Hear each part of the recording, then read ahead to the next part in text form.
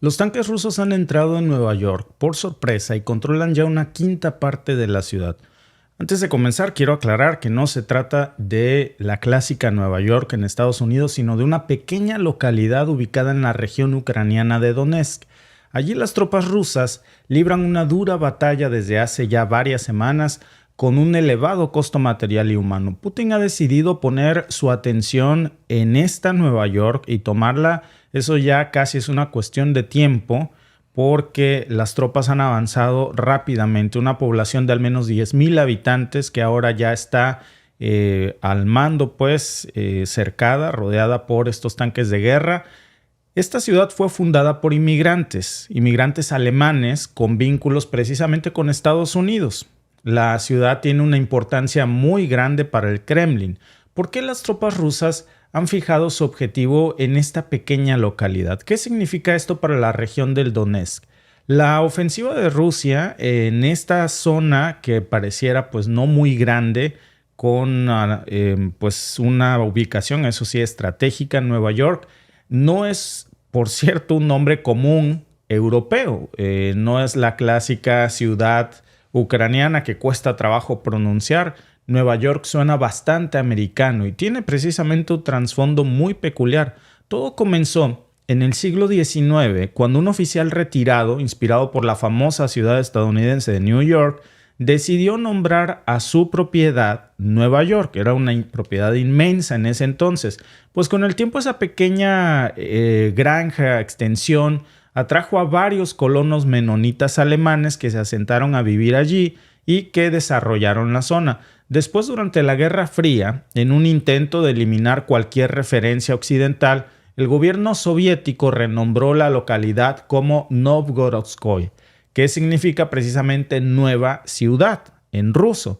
Sin embargo, en el 2021, en un esfuerzo por recuperar la identidad histórica, el Parlamento ucraniano, y por qué no, por volver a hacer la conexión occidental, Ucrania volvió a renombrar a esta ciudad nuevamente como Nueva York. Y ahora, en el 2024, esta localidad vuelve a estar en los titulares del mundo, no por razones muy diferentes a su rica historia. Desde que estalló el conflicto en Ucrania, sobre todo en el Donbass en el 2014, no este reciente, Toretsk y Nueva York se han convertido ya en una línea de fuego, en una zona muy codiciada, sobre todo porque es un bastión de la República Popular de Donetsk. Muy a pesar de los ataques constantes, no había podido Rusia tomar el control total de Nueva York. Y posteriormente, ya de nuevo ahora en este nuevo conflicto, no el del 2014, ya hablamos del que comenzó ahora en el 2022, regresa precisamente el asedio a la ciudad de Nueva York, pero ya con bombardeos regulares, y esto está resultando en una embestida brutal.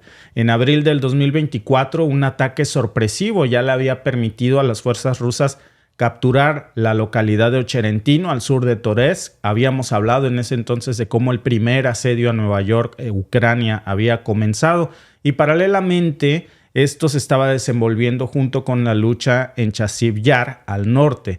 Se habían intensificado otras capturas de otras localidades, y todas estas maniobras buscaban acercarse precisamente a un centro industrial y logístico clave que tiene ahí Ucrania. En esa ciudad hay un conglomerado más de asentamientos que se extienden muy al norte y al sur y son ya un objetivo estratégico muy importante para las fuerzas rusas. La cuestión es que alcanzarlo sigue siendo para Rusia un desafío muy grande, porque el asalto a Toretsk, que comenzó desde junio y que ha estado progresando con mucho éxito, más del que tal vez las tropas rusas habrían esperado, la estrategia de Moscú de crear múltiples puntos de conflicto parece que está comenzando a dar resultado. Y estas fortificaciones que se habían construido ya desde el 2014 indicaban que cualquier batalla iba a ser prolongada, iba a ser dura, pero justo antes del ataque las fuerzas ucranianas tuvieron que redistribuir una brigada muy bien entrenada, muy equipada, que defendiera esta zona para intentar perderla. dejaron ahí incluso un grupo de combatientes al final del día muy debilitados, desmoralizados, porque como ya lo habíamos platicado en días pasados, las tropas élites se habían retirado, ya no estaban ahí para dar esta apariencia de defensa sobre Nueva York. Y en Rusia, pues esta batalla ha generado una serie ya de chistes como que traducido sería avanzando por Wall Street, dirigiéndose a Manhattan. Pero la realidad es que sobre el terreno de Nueva York nadie encuentra una situación graciosa. Las posiciones ucranianas en Nueva York están enfrentando embestida tras embestida, incluyendo el uso de bombas aéreas de 3 toneladas, las famosas FAB-3000, y esto le está permitiendo a los grupos de infantería asaltar más rápidamente precisamente la toma de Nueva York. Para Torres, por ejemplo, esto significa que ya tiene un cerco por el este y también por el sur, están básicamente rodeados. Torres ahora se encuentra en una saliente con los rusos intentando envolver a las fuerzas ucranianas tanto en el núcleo como en la periferia, y hay otro grupo de fuerzas rusas que sigue expandiéndose en una brecha muy estrecha alrededor de Ocherentino del sur. Y mientras esto sucede, también hay enfrentamientos callejeros en Chasiv Yar al norte. Todas estas, digamos, múltiples ofensivas ya están obligando a las tropas ucranianas a tener que redistribuir sus fuerzas entre varios puntos de ataque, a menudo tomando decisiones ciegas, aceleradas, porque no hay muchas opciones ya hacia dónde replegarse. Y una mala decisión pues casi siempre hace que esto retrase el conflicto, que haya un nuevo repliegue de tropas ucranianas en la primera línea de Torres.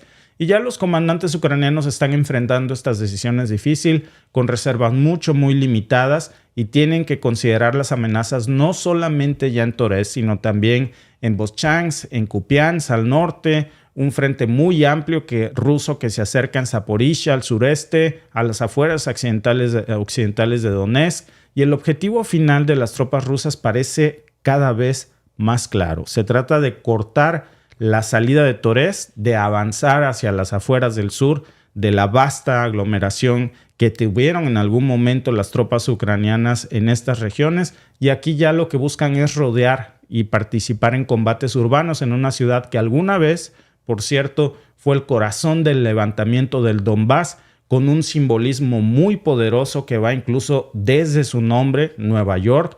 Por eso los titulares de la toma de Nueva York, del asalto con tanques de guerra por sorpresa en Nueva York, pues no son coincidencias. Se trata de una estrategia al estilo de la Segunda Guerra Mundial. Es un desgaste muy lento, muy metódico a las posiciones ucranianas, muy similar a la guerra de las trincheras, también en la Primera Guerra Mundial, que es lento, pero eso no significa que sea ineficaz. Las fuerzas ucranianas hoy están en una situación muy desesperada, agotando continuamente sus ya escasas reservas, sus unidades más experimentadas, las de élite, están operando incluso como brigadas de bomberos a ese extremo, están tapando brechas donde sea necesario, e incluso ya se habla de que va a llegar el punto en el que simplemente no va a haber suficientes batallones bien equipados para poder contrarrestar estos asaltos, no solamente en Nueva York, sino en la zona del Donbass. En este contexto, la captura por eso de Nueva York, aunque parezca simbólica, aunque parezca que es una comunidad pequeña, es una pieza más, pero también muy importante, que tiene un simbolismo cargado de cierto toque occidental, pero también de la defensa de lo que en alguna vez fue esta región y que hoy parece que finalmente está cayendo al asedio, Alba. Y curiosamente, ¿no?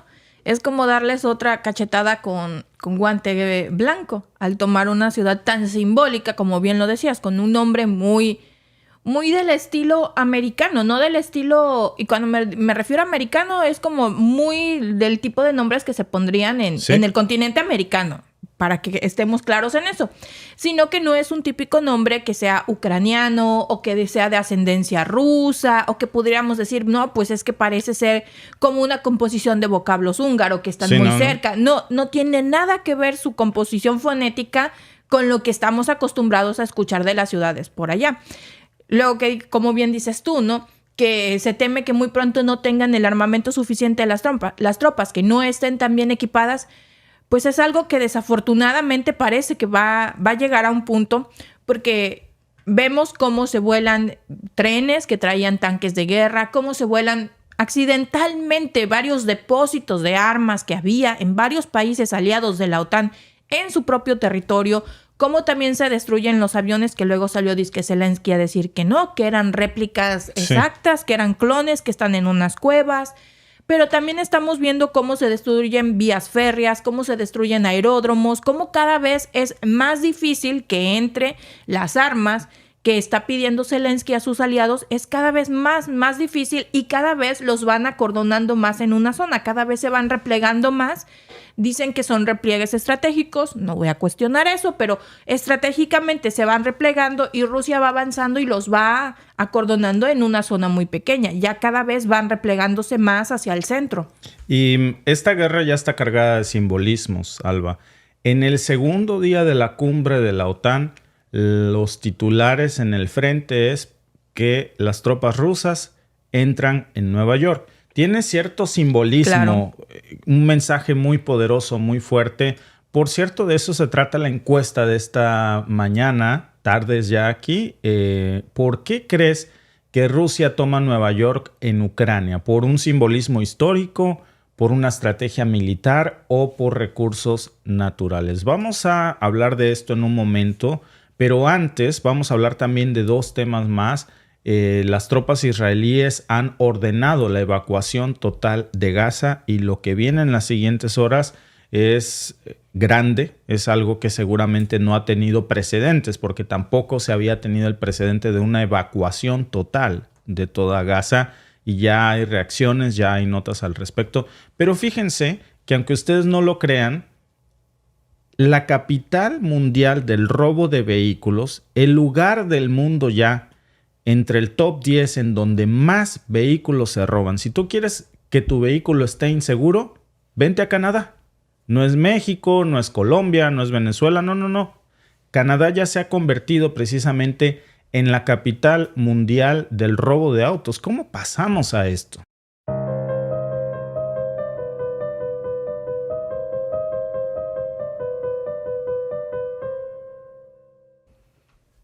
Cada 6 minutos un coche es robado en Canadá. Canadá pues se ha convertido en la capital del robo de autos en todo el mundo. En octubre del 2022, Logan Lafreniere se despertó con una sorpresa muy desagradable. Su nueva camioneta Ram Rebel había desaparecido de la entrada de su casa. Las cámaras de seguridad capturaron a 2 hombres encapuchados llevándose la camioneta con muchísima facilidad. Meses después, el vehículo, ese mismo que desapareció, apareció en un sitio web de ventas en Ghana, a más de 8,000 kilómetros de distancia de donde originalmente estaba.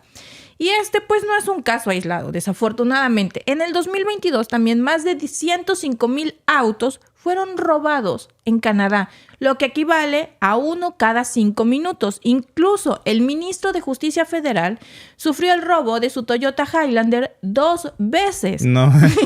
Así de seguros estamos. La Interpol ya ha listado a Canadá entre los 10 peores países en cuanto al robo de autos. Los vehículos robados suelen ser utilizados para cometer otros delitos violentos. También son vendidos a otros canadienses desprevenidos o enviados también al extranjero. Las estadísticas son alarmantes. La Interpol ha identificado más de 1,500 autos robados de Canadá desde febrero y alrededor de 200 más se detectan cada semana. Esta crisis ha llevado al Bureau de Seguros de Canadá a declarar el robo de autos como una crisis nacional, con las aseguradoras pagando más de $1,500 millones canadienses en reclamaciones tan solo el año pasado.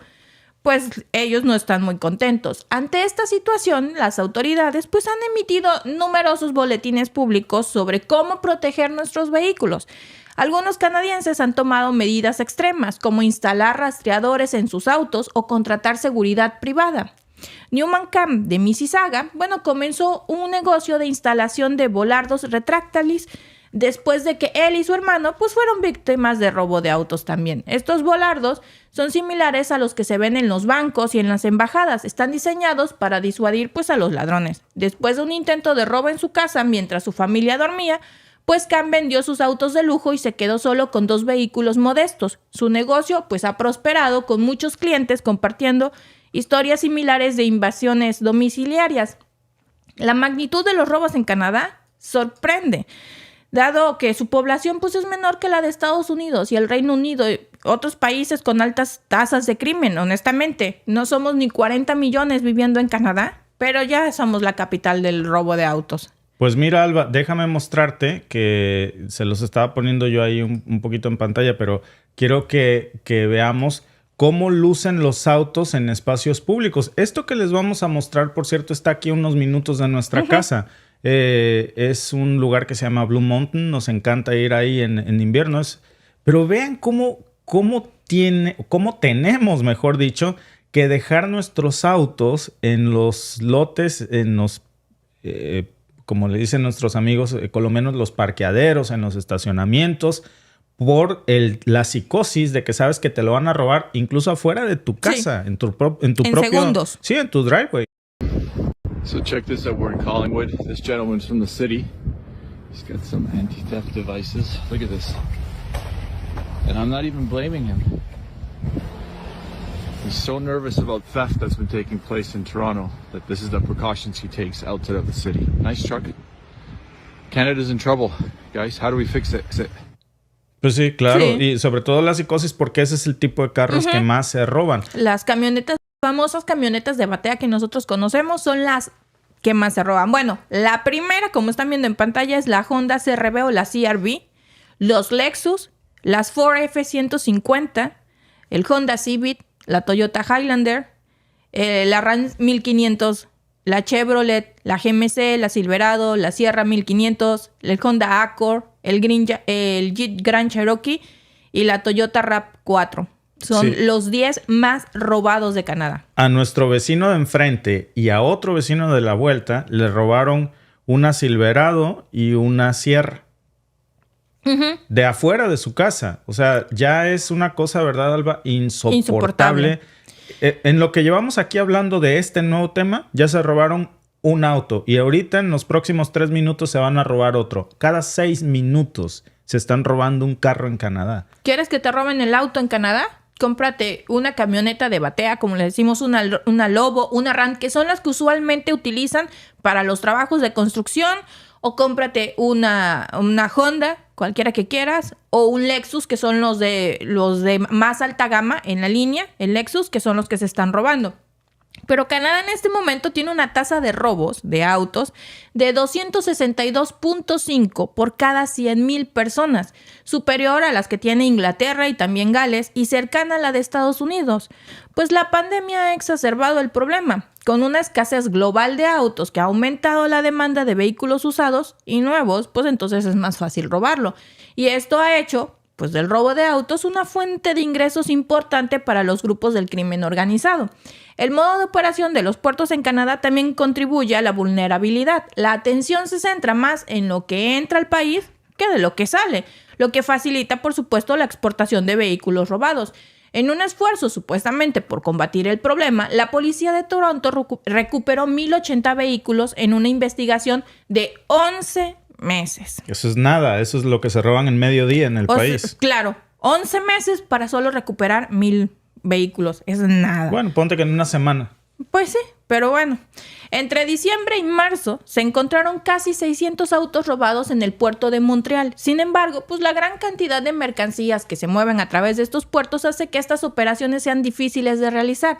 Además, el personal portuario no tiene autoridad para inspeccionar contenedores y la tecnología que tienen está obsoleta y la falta de personal en la Agencia de Servicios Fronterizos de Canadá pues agravan la situación. Y déjame agregar una cosa. Complicidad. Por supuesto. O hay una idiotez extrema o una complicidad brutal. Pero a mí que no me vengan a decir que nuestra policía, sobre todo aquí de Toronto, sale el jefe de la policía y ¿saben qué dijo, amigos? Que teníamos que hacer para prevenir el robo de autos. Poner las llaves en nuestros carros lo más cercano posible de la puerta. Se los juro, ¿verdad, Alba? Pon la llave de tu carro lo más cerca posible de tu puerta. Para estar seguro tú. Es que el problema escaló. Sí, porque decía, lo importante es tu vida. Deja la llave lo más cerca posible para que si te lo quieren robar, los ladrones abran la puerta, tomen la llave y se vayan. Es que la declaración tan inteligente provino Porque el problema escaló. Se reportaron muchas entradas a casas porque la gente empezó a compartir consejos de que se pusieran las llaves en estas fundas que bloquean la señal. Entonces se paraban en las puertas con un cable, tomaban la señal de la llave y se rellevaban el vehículo y le cambiaban la configuración de la llave. Entonces la gente empezó a comprarlas, a esconder las llaves y no podían captar la señal de la llave. Entonces rompían la puerta de la entrada, entraban por las llaves, encañonaban a la familia. Se dieron muchos casos, encañonaban a las familias, tomaban las llaves y pues se llevaban el vehículo con todo y llave. Entonces pues empezó a caer un montón de demandas por la misma situación. Y a la policía de Toronto pues se le hizo muy brillante proteger a la gente diciéndole que dejen de hacer eso y que pongamos las llaves en las entradas de nuestras casas porque así ellos no van a romper y no van a entrar con armas a ponernos en peligro. Entonces mejor, que es más barato que se lleven el auto porque el deducible son $500 que le pagas a la aseguradora y tienes un nuevo auto. Entonces pues negocio redondo, mejor no te pongas en peligro, deja que se lo lleven. Pero pues el problema no es ese, ¿no? Ahora supuestamente el gobierno canadiense se ha prometido invertir millones para mejorar la capacidad de la SBCA, para inspeccionar contenedores y proporcionar más recursos para la policía para que pueda combatir el robo de autos. Pero pues sin embargo, Elliot Silverstein de la Asociación Canadiense del Automóvil señala que los fabricantes de autos también deben hacer una parte para que los vehículos sean más difíciles de robar. La crisis de robos de autos en Canadá no demuestra signos de disminuir, desafortunadamente. Las autoridades y los ciudadanos pues están tomando medidas, pero la solución al problema pues requiere más que hagan los autos más difíciles de robar. Se requiere que tengan más tecnología, más recursos para la policía, que de por sí ya tiene demasiados, y cambios en la fabricación de los vehículos. La seguridad de los automovilistas aquí en Canadá pues sigue siendo una preocupación constante y la lucha contra el robo de autos está desafortunadamente lejos de terminar, porque es un negocio redondo. Pues ahora que ya nos explicaste este tema, mientras lo hacías se robaron 2 autos y según esta métrica ahora van por el tercero. Cada 6 minutos se roban un carro en Canadá. Está fuera de control. Gente que incluso le ha puesto estos tags de Apple, que puedes rastrear la ubicación. Roban sus carros, le llaman a la policía, le dicen, sé dónde está mi carro. Se van hasta el lugar donde está, llega la policía y le dicen, sí, mire, lamentablemente no podemos hacer nada porque no podemos inspeccionar contenedores. Oye, pero ahí está mi carro, levanté la denuncia, tengo el tag. Y simplemente lo que hacen es ver, hay varios documentales que muestran esto, cómo el carro va avanzando hasta llegar a África, a Dubái, a otros continentes. Acaba de pasar. Fue un caso que sumamente muy, muy sonado aquí en Canadá. Un señor le puso estas de Apple, las AirTags, a su carro. Se lo robaron. Avisó a la policía. Llegó la policía. Es que no está aquí. No podemos hacer nada. Le dijo, está en este lote de autos. No podemos, no tenemos jurisdicción. El señor se fue, vio su camioneta en un lote de autos, en donde había cientos de autos robados. Habló a la policía y le dijo, no tenemos jurisdicción ahí porque ya pertenece a los trenes. A Canadá. Ya es federal. Ya es federal. No tenemos jurisdicción ahí. En lugar de que en ese momento radiara al policía de la provincia a la policía federal e hicieran un operativo conjunto, no. Sí, mire, joven, lamentablemente no tenemos sistema, ¿no? Está peor que el Oxxo. Luego, vio cómo su camioneta se empezaba a desplazar lentamente porque ya iba en el tren. Reportó que estaba en Montreal y le dijeron, es que ya está fuera de nuestra provincia porque se la robaron aquí en Ontario. No podemos hacer nada porque Montreal ya es Quebec. Tenemos que hablar con la policía. Supuestamente hablaron con la policía de Quebec y le dijo que no podían hacer nada porque era zona portuaria. Entonces ahí correspondía a la policía aduanal. No hicieron nada. El señor se trasladó hasta allá y le dijeron que él no podía hacer nada porque él no era residente de Quebec. O sea, puros pretextos. Su carro se fue, le perdió la pista 2 semanas y luego apareció la señal nuevamente en el mapa y su carro estaba en un lote de autos de lujo en Dubái. Entonces, literalmente, su carro estaba en Dubái. Hay documentales en donde van y están los carros con las placas de Ontario vendiéndose en varios lotes de autos en África. De hecho, un reportero se subió a un Lexus con el vendedor, le abrió la gaveta del frente del carro, descubrió los datos del dueño de Ontario y le llamó y le dijo, soy de la CTV Canadá, que es una televisora de aquí. Estoy sentado en tu Lexus, que está en Ghana, en África. Le hizo videollamada y le dijo, en el maletero traigo mi saco de palos de golf porque me gusta jugar golf. Ahí también está una maleta donde traigo ropa deportiva, le describió. Y sí, efectivamente, todas las pertenencias del señor estaban en el auto y el auto se estaba vendiendo en Ghana, con las placas de Ontario. No, Alba, y encima dicen que le ponen como un plus en África, carro canadiense. Poco kilómetro, buenas carreteras. Miren, dice aquí alguien de nuestros amigos, decía... dice Víctor Ortiz, es bien sabido que el puerto de Montreal lo controla la mafia, una mafia de una comunidad. Hablando de comunidades, hace poco, yo no quiero sonar para nada racista porque yo soy inmigrante viviendo en Canadá, imagínense qué tamaño disparate, pero hace poco se tundieron al Prime de aquí de la provincia, al gobernador de la provincia, Doug Ford, porque dijo que parte de esto era culpa del gobierno federal de Justin Trudeau porque no ha sido lo suficientemente selectivo en los filtros de inmigración y que mucha gente mala está llegando a formar estas bandas delictivas que no existían apenas hace unos años antes de la llegada de Trudeau aquí en Canadá. Son otras circunstancias las que vive el mundo, es cierto, pero se lo tundieron. Dijeron que era un racista, que estaba en contra de la inmigración. Bueno, detuvieron a una banda de criminales canadienses. Bueno, una banda de criminales en Canadá. Déjenme leerles cómo se llamaban. Balkar Singh, Ajay Ajay, Manjet Pada, Jajeban Singh, Amandip Badiwan, Karaswan Singh, Jasbinder Atwal, Lakbir Singh, Jagpal Singh, han de ser familia, Shukiviander Singh, Kulbir Bains, Bashdar Lalsaran, Shobit Verma, Upkaran Sandhu, Shukinder Dillon. Esto lo salió como una de las notas precisamente que tú nos comentabas, Alba, en donde la policía de Ontario, de Toronto, arrestó a estas 15 personas en conexión con un robo de 9.24 millones de robo de autos, en robo de autos. No sé, digo, uno esperaría ver a un tal Tim Hortons ahí o qué sé yo, ¿no? Pero no, la realidad es que sí, hasta parecen familia. Y yo creo que no por esto vamos a culpar a que la inmigración es culpable de este problema, pero sí creo que hay que ser selectivos porque me parece muy evidente que de este grupo de bellos caballeros, 10 tienen el mismo apellido. Es que el problema... No quiero sonar para nada racista, pero se me hace como medio rarito. Voy a ser... no es racista, pero es real.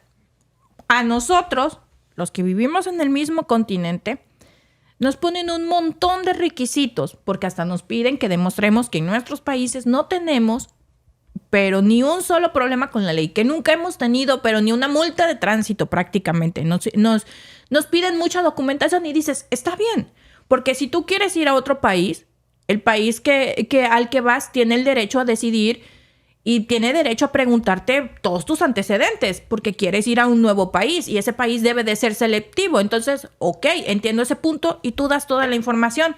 Pero también hay muchos países en donde se falsifican muchos documentos por muy poco dinero. Y ese es un gran problema. El gobierno no se ha puesto a verificar que todos los documentos que se le estén dando sean documentos reales. Y hay muchos que emigran con documentos falsos. Se falsifican facturas de carro. Sí. Créanme que aquí no es una chocancia. En Canadá, de verdad, haz el esfuerzo. No compres carros de uso. Compra carros nuevos. Te lo digo con conocimiento de causa.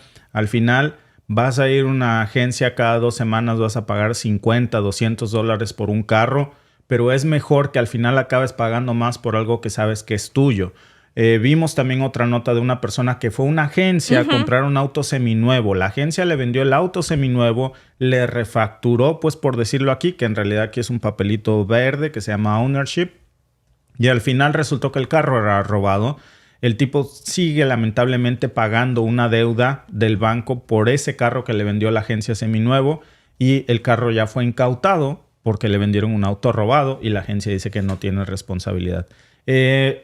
Israel ha ordenado por primera vez una evacuación total en Gaza. Algo grande probablemente viene ahí. Hay mucho nerviosismo en las próximas horas. Vamos a ver qué es lo que está pasando. Por cierto, alguien en el chat dice que qué disparates hablamos acerca de la entrada de tanques rusos en Nueva York. Es que en la miniatura dice Nueva York, Ucrania. En el título dice Nueva York, Ucrania. ¿No leen? Algunas personas no leen. No, tenemos un serio problema. No leemos, no tenemos comprensión lectora y venimos a dejar hate, solo a dejarnos en evidencia. No lee, pero sí escribe. No lee, pero sí escribe.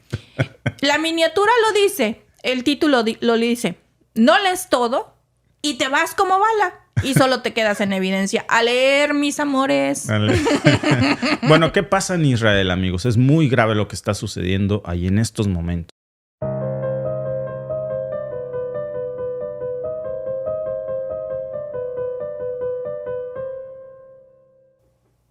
Israel ha tomado una decisión sin precedentes. Ha ordenado la evacuación total de la ciudad de Gaza. Los palestinos han sido instados ya a evacuar inmediatamente hacia el sur, hacia Deir al-Balá, después de que el ejército israelí cercara ya por completo el núcleo urbano en una nueva operación contra Hamás.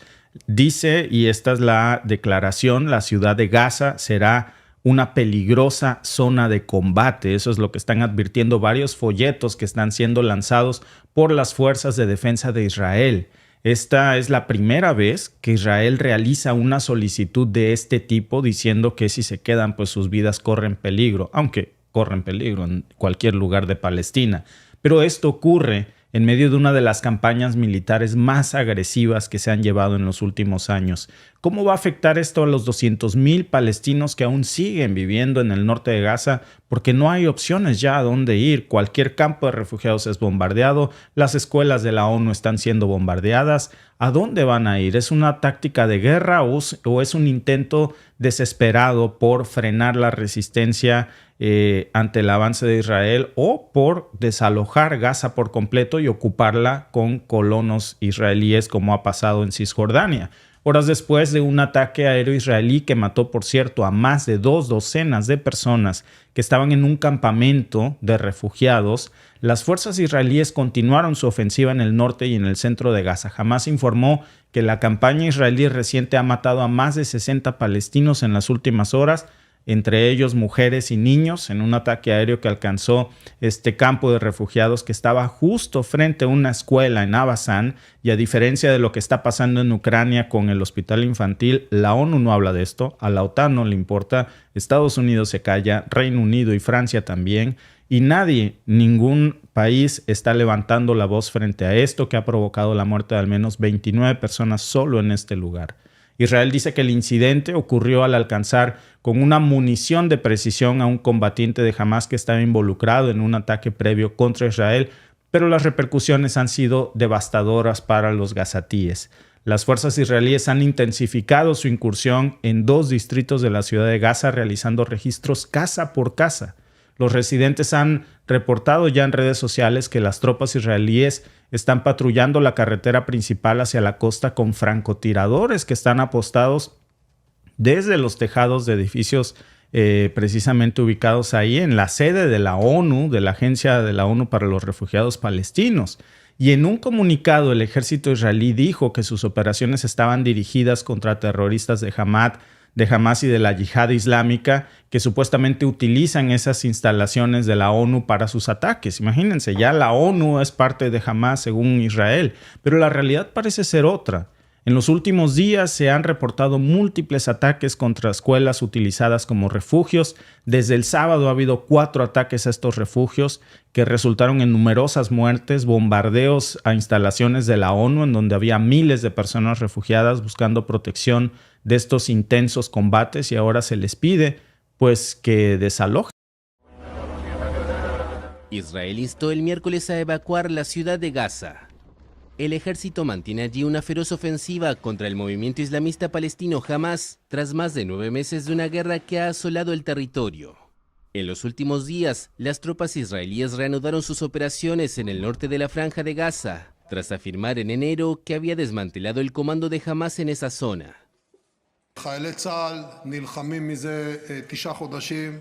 Los soldados de las Fuerzas de Defensa de Israel llevan 9 meses luchando, realizando su trabajo con dedicación, sacrificio y éxito, y los logros son muchos.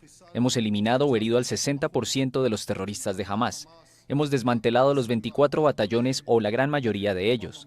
Hemos recuperado a la mitad de los rehenes y estamos decididos a salvar el resto. Los servicios de seguridad y yo mismo a su cabeza, estamos decididos a alcanzar los objetivos de la guerra y a llevarlos a cabo.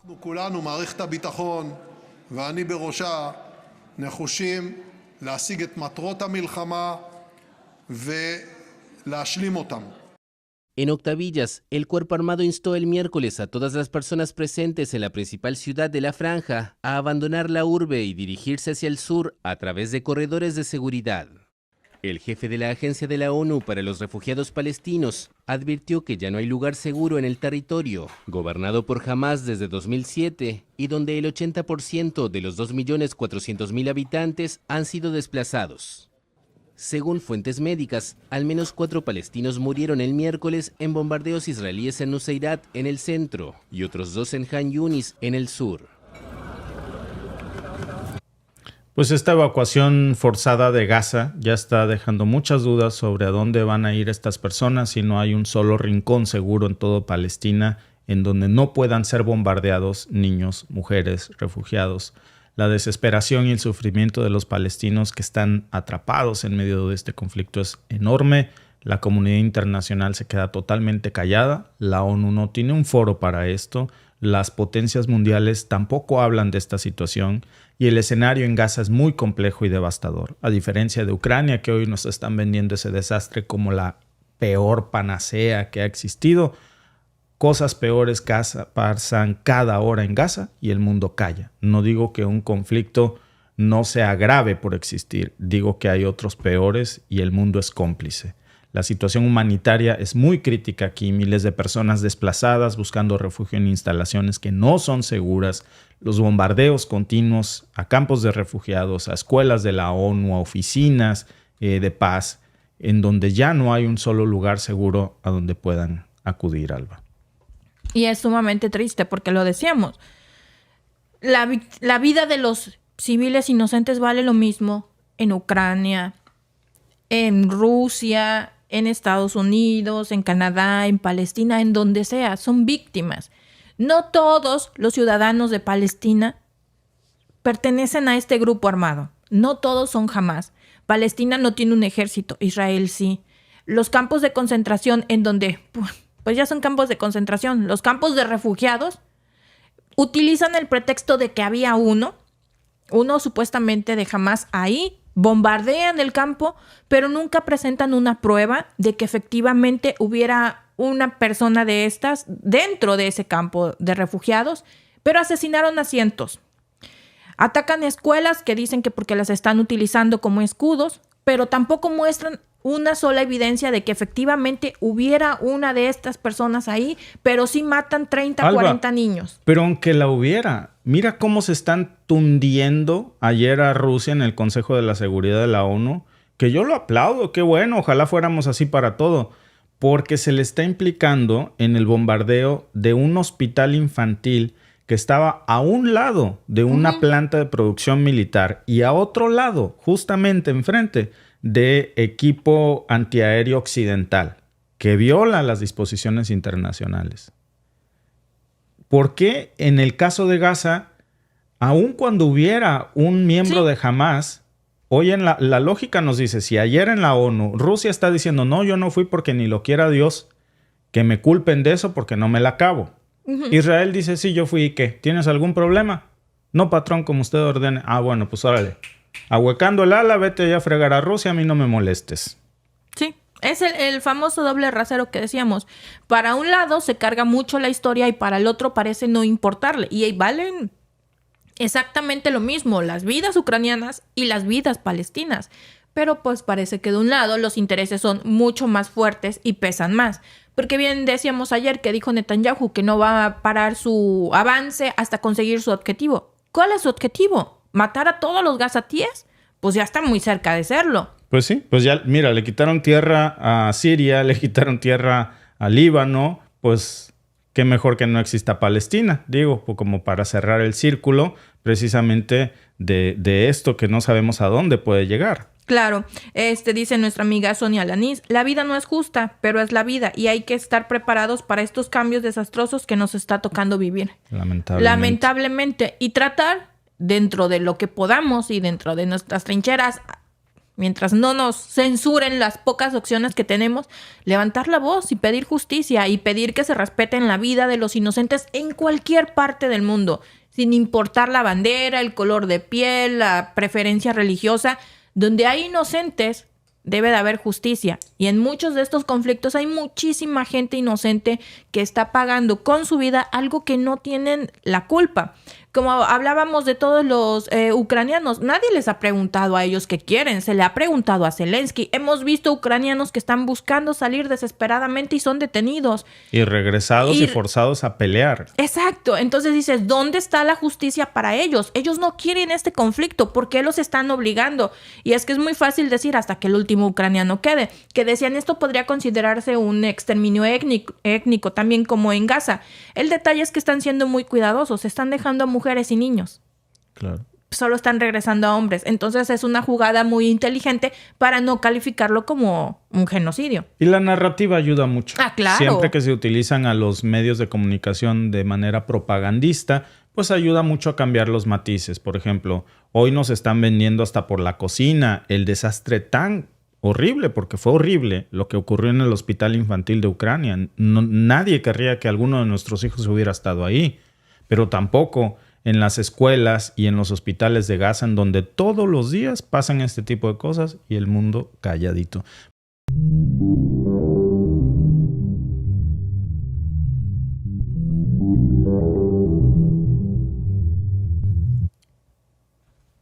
Los cazas 16 estadounidenses que son tan esperados por Kiev están en camino. Anthony Blinken, el secretario de Estado de los Estados Unidos, ha anunciado ya el suministro de estos aviones desde Dinamarca y de los Países Bajos durante la cumbre de la OTAN en Washington. Y además de esto, Noruega ha prometido 6 F-16 más que vendrían en camino. Las entregas comenzarían antes de que terminara el año, pero sería esto suficiente para ayudar a cambiar el curso del conflicto. La pregunta es, ¿realmente será así? ¿Cambiará el curso del conflicto como lo dice la OTAN? ¿O estamos viendo un movimiento estratégico que ocultaría una realidad aún más compleja y peligrosa? Pues la llegada de los F-16 a Ucrania ha generado muchas dudas y preguntas. Volodymyr Zelensky, el líder ucraniano, ha dicho claramente que los aviones transferidos no van a ser suficientes. Ucrania necesitaría, y fíjense que en esto tiene toda la razón Zelensky, necesitaría al menos 128 F-16 para equilibrar el poder aéreo con Rusia, pero solo recibirá un poco más de una docena. El día que los recibe, Zelensky dice, quiero 100 más. La Fuerza Aérea Ucraniana lograría tener de esta manera algunos 50 de estos caza si la OTAN le ofreciera unas 3 tandas más de esto. Difícilmente, porque estos primeros ni siquiera han llegado cuando Zelensky ya pide más, pero ni aun cuando tuviera 50, según las palabras de Zelensky, eso no cambiaría la situación en el campo de batalla a su favor. Dice que necesita más de un centenar. Hace unos momentos salió Anthony Blinken a desmentirlo y dijo que lo que se le había dado era más que suficiente y era lo que Ucrania necesitaba. Primero vamos a hablar por qué Zelensky pide tantos aviones. La Fuerza Aérea rusa es significativamente superior en número y en capacidad.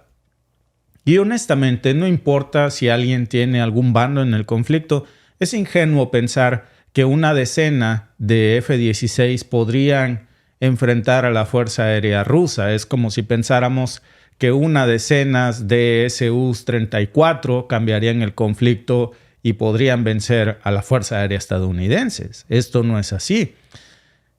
Rusia, precisamente hablando de esto, tiene aviones más avanzados como el Su-34, el Su-35, que son muy superiores al F-16 en varios aspectos. Incluso tiene el Su-57, que estaríamos hablando que para que estuviera en condiciones de competir, necesitaríamos decir que se estuviera proporcionando a Ucrania al menos un centenar o 50 aviones F-35, por ejemplo, sería algo serio. Rusia cuenta precisamente a la par del F-35 estadounidense, lo que podría venir siendo el equivalente al Su-57, que es un caza de quinta generación con características furtivas, y la superioridad aérea de Rusia no solo se debe a la cantidad de aviones, sino también a su calidad y al entrenamiento de sus pilotos. Y luego pues hay un problema logístico enorme. Los F-16 pues necesitan una infraestructura muy específica para que operen eficientemente. ¿Cómo cuál? Lo hemos dicho mucho en este podcast, necesitan aeródromos preparados que Ucrania no tiene, sistemas de mantenimiento que Ucrania no tiene, repuestos adecuados que tampoco sabemos si se le va a suministrar.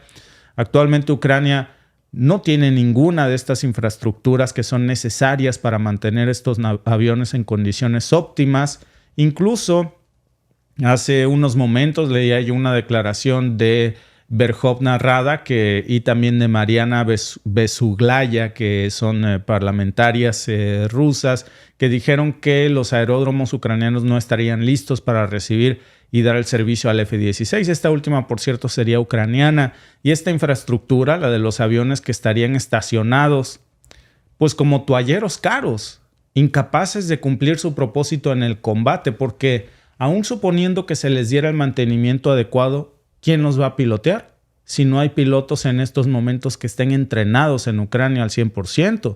Ahora, veamos el tema de la defensa aérea. Los sistemas de defensa aérea de Ucrania son, porque lo ha dicho Zelensky, insuficientes para proteger adecuadamente a los F-16.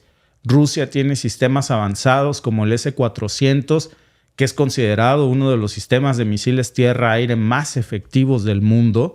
Y estos sistemas pueden detectar y derribar aviones a largas distancias, y eso lo que hace es poner en riesgo cualquier intento por operar los F-16 desde bases ucranianas. De hecho, la mayoría de las pérdidas aéreas rusas han sido a manos de los sistemas, la mayoría de las pérdidas ucranianas han sido a manos de sistemas de defensa aérea rusa, de este tipo de defensas de combate aire-aire, y eso nos habla acerca de la efectividad de estos sistemas rusos, en donde aquí les hemos comentado cómo Rusia en las últimas semanas ha estado atacando sistemáticamente aeródromos ucranianos y ha derribado aviones Su de la época de la Unión Soviética, como los Su-26, precisamente del lado ucraniano.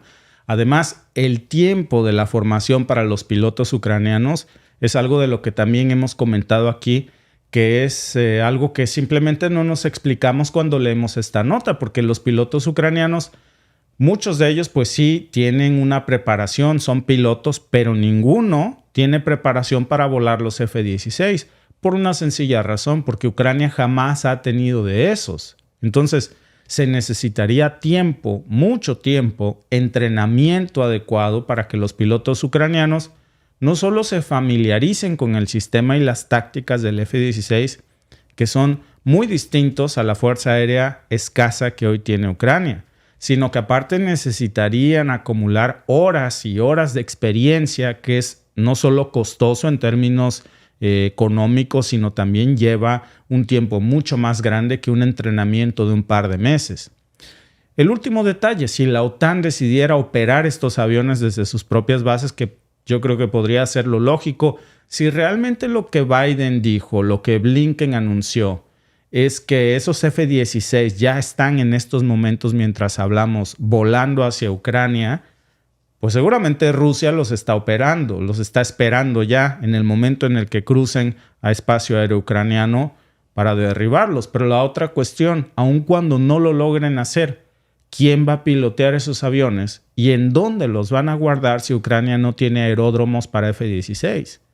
La única respuesta pues sería que realmente nunca pisen suelo ucraniano y que se alojen en bases de la OTAN. Por ejemplo, en Polonia, que es un país miembro de la OTAN que comparte frontera con Ucrania, pero eso pues también implicaría una escalada muy importante en el conflicto, y elevaría, digamos, esto a otro nivel de confrontación directa ya entre Rusia y la OTAN. Ya Ucrania se saldría de la ecuación, ya estábamos hablando entonces de una confrontación directa y sería un escenario muy peligroso porque ya ha advertido muchísimo el Kremlin que desde el momento en que eso suceda se considerarían objetivos legítimos los aeródromos de países miembros de la OTAN desde donde despeguen esos F-16. Ese es el gran riesgo. Incluso leía yo también una declaración de un oficial del ejército estadounidense, su nombre es Scott Bennett, que dijo que la transferencia de estos aviones podría ser un engaño, publicidad. Y saben que tiene razón, porque no nos explicamos cómo podrían Ucrania sin pilotos capacitados pilotear estos F-16. ¿Cómo podrían aterrizarlos en Ucrania sin aeródromos aptos para recibir este tipo de aviones? Solamente los pilotos de la OTAN, siendo sinceros, son los únicos que podrían pilotearlos. Y eso pues nos lleva al siguiente punto. Estamos ya ante una escalada directa OTAN contra Rusia, pilotos y soldados de la OTAN contra las fuerzas rusas, o más bien lo de hoy fue un anuncio simbólico para los titulares de mañana, pero que en realidad no se va a cumplir. La cumbre de la OTAN ha sido ya escenario de muchas promesas y anuncios, pero la realidad es que en el terreno siempre la promesa dista mucho de la realidad. No es la primera vez que se anuncian que los F-16 van en camino. Perdería mucha credibilidad Blinken si diciendo que ya están por llegar, que en estos momentos están volando y que en esta primavera, como diría la canción, las flores de mayo serán para ti. Los F-16 le llegan Compadre, nomás que ya estamos casi estamos en verano. Pues es que dice, ya van en camino. Ya, mira, ya salió el Uber. Ahí está. Pues sí, pero es que los llevan rodando y los llevan empujando. Y acuérdate que hay que cruzar el charco. Pues el problema es que Joe Biden también dijo... Ahora, la otra ecuación, Alba, es sistemas de defensa aéreo. Ya lo discutimos mucho. Uh-huh. ¿Para qué le das costosos aviones F-16 si no le das Patriots para proteger a sus aviones? Bueno, ojo, porque hace unos momentos Biden anunció que, pues dijo que el compromiso de la OTAN con Ucrania era más fuerte que nunca, que más países que nunca habían destinado al 2% de su PIB a la OTAN. Eso no es cierto, es totalmente falso. Ayer te comentaba una nota del portal Político, que es un portal estadounidense muy serio, occidental, pues, y hablaba acerca de uno de los países más morosos de la OTAN, que vaya sorpresa es Canadá, que lleva 10 años sin aportar el 2% de su producto. Se parece a don Ramón, el de la vecindad del Chavo. No paga la renta. No paga la renta, lleva 10 años de cachetón, pero ay, qué bueno está el Justin Trudeau para pararse en las fotos y para pararse el cuello. ¿Y sabes qué? Dejémoslo así. Yo francamente no quiero que nuestros impuestos se vayan para allá. Si no nos alcanza el dinero para cubrir las necesidades básicas de nuestro sistema de salud aquí en Canadá, que está en uno de sus peores momentos, encima incrementando esto. Es más, el mismo portal Político decía que Canadá no ha cubierto el 2% de sus obligaciones ni un año de los últimos 10 años, pero que tampoco tenía intenciones de hacerlo. Esa es una realidad, no se puede. Y si Canadá no puede, mucho menos otros países de la alianza, que sus economías pues están, digamos, en más apuros que la nuestra, y miren que la nuestra está en apuros, pero ha pedido Biden que se incremente más apoyo. Esa es la realidad. Lo que dijo es, hay que ponerle dinero y lo que se debe, porque nadie, casi nadie, salvo Washington y otros cuantos, ponen realmente más del 2% de su PIB. Dijo que Rusia, con la ayuda de China, Corea del Norte e Irán, eso fue lo que dijo Biden, está incrementando significativamente su producción de armas y la OTAN ya tiene miedo de quedarse atrás en esa carrera armamentista. ¿Se acuerdan ustedes que este fin de semana, por cierto, hablábamos de eso? Hablábamos de cómo esa menospreciada alianza de Rusia con Corea del Norte, que en un principio dijo, no hombre, pues les van a mandar chatarra, pues resulta que Rusia está construyendo fábricas de arma con mano de obra súper barata, que es la norcoreana. Y eso es inigualable porque no vas a poner a competir a lo que se le paga a un estadounidense en Lockheed Martin por hora, que sería lo equivalente a lo que le pagan a media planta de Norcorea, seguramente. Entonces, incluso el secretario general de la OTAN, Jens Stoltenberg, ya ha dicho que se necesita un aumento de dinero y también aumentar el apoyo económico que se le da a Ucrania como un asunto de interés propio para la seguridad de los países miembros de la OTAN. Esto muy a pesar de las declaraciones, porque la realidad es muy diferente. La situación en Ucrania es muy incierta y el envío supuesto de estos F-16, que yo no sé quién los va a pilotear ni dónde los van a guardar, quién los va a despegar, en qué hangares estarán, porque no tiene Ucrania, y otros sistemas de defensa que se han prometido también y que simplemente no vemos que se terminen de llegar, pues han dejado un hueco enorme en el frente ucraniano. No tienen la infraestructura para mantener ni para operar estos equipos, ni los F-16 ni muchos más, y eso implica que la situación empeoraría más. La OTAN también ha anunciado, por cierto, hace unos momentos la transferencia de más sistemas Patriot, 3 para ser exactos, y otros sistemas de defensa aérea en Ucrania. La cuestión es, ¿de dónde los van a sacar si no tienen? Bueno, tan no tienen que estos 3 Patriot, solo 3 más, solo 3, se los van a quitar a otros países de la OTAN que accedieron a cedérselos a Ucrania, porque no hay producción de Patriots en estos momentos. No tienen lo suficientes. Estados Unidos va a desplegar sistemas también de misiles de largo alcance en Alemania. Anunciaron que a partir del 2026, incluidas, por cierto, armas hipersónicas que aún no logran desarrollar, pero que ya dijeron que en cuanto desarrollen y se empiece la producción, se alojarán en Alemania. Esto está elevando ya el tono de la discusión, porque ni siquiera existen en este momento, pero ya que están cruzando una línea roja, es como si Rusia dijera que va a poner misiles hipersónicos en Cuba. Imagínense, estos anuncios pues muestran una línea roja que cada vez se tensa más, independientemente de que se llame sistema de disuasión. A mí me parece que es más un sistema de provocación, porque si eso nos estuviera pasando de este lado del charco, créanme que la respuesta sería de otra perspectiva. Pero esto fue lo que prometió Biden hoy en la OTAN. El presidente de Estados Unidos, Joe Biden, anunció el martes el envío de sistemas de defensa antiaérea a Ucrania, al margen de la cumbre de la OTAN en Washington.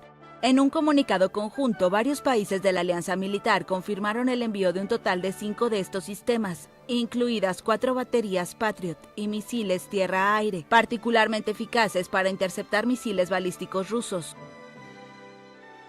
Today, I'm announcing the historic donation. Hoy anunció la donación histórica de equipos de defensa aérea para Ucrania. Estados Unidos, Alemania e Italia proporcionarán a Ucrania equipos para 5 sistemas estratégicos de defensa aérea adicionales. Los aliados también se comprometieron a proporcionar otros sistemas Patriot o equivalentes este año y decenas de sistemas tácticos de defensa aérea en los próximos meses. Ucrania ha estado pidiendo 7 sistemas Patriot adicionales para protegerse contra los ataques rusos, 2 años y medio después de la invasión. La vulnerabilidad del país ante los misiles de Moscú quedó expuesta con un ataque el lunes a un hospital infantil en Kiev. Entre tanto, el jefe de la OTAN, Jens Stoltenberg, instó a los países de la alianza a mantener su respaldo a Kiev. La reunión, que agrupa a líderes de los 32 miembros de la OTAN, durará 3 días y se da en medio de llamamientos para que Biden, de 81 años, deje que otro candidato enfrente al republicano Donald Trump en las elecciones presidenciales de noviembre, luego de que el demócrata se mostrara confundido en el primer debate. Trump ha amenazado con hacer pedazos el principio de defensa mutua, que ha apuntalado a la OTAN desde su fundación hace 75 años, tras la Segunda Guerra Mundial. Todos los aliados de la OTAN firmarán un nuevo compromiso industrial de defensa, y ese será un compromiso que ayudará a que nuestra industria en Europa y América del Norte sea más fuerte, más innovadora y capaz de producir a escala. Trump, de 78 años, comentó sobre la ceremonia de aniversario de la alianza en su red social Truth Social y aseguró que sin él probablemente ya no existiría la OTAN, pues afirmó que los europeos invierten más en su defensa gracias a las presiones que él ejerció cuando fue presidente. Trump ha dicho que de regresar a la Casa Blanca hará que los aliados aporten más fondos para ayudar a Ucrania y aliviar la carga sobre Estados Unidos. Pues ahí lo tienen. Se comparte la impresión de que cuando llegue Trump se acaba este fondo infinito para la OTAN de Estados Unidos. Muchos países, esa es una realidad, porque es la agenda muy particular de Biden.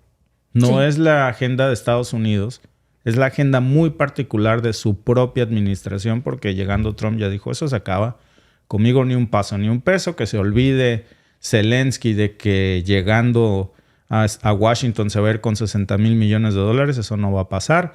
Si quieren que Estados Unidos ponga, pues quiero que los demás pongan lo mismo. Comenzando, por cierto, a ver a un lado a Canadá, que yo no lo sabía, de verdad, que llevamos 10 años sin pagar el 2% del Producto Interno Bruto a la OTAN y que la OTAN ya está perdiendo la paciencia. Sí, no, pero dijo que ahora sí va a dar el 2%. Pues, como bien decimos en mi pueblo, el prometer no empobrece el dar y duele.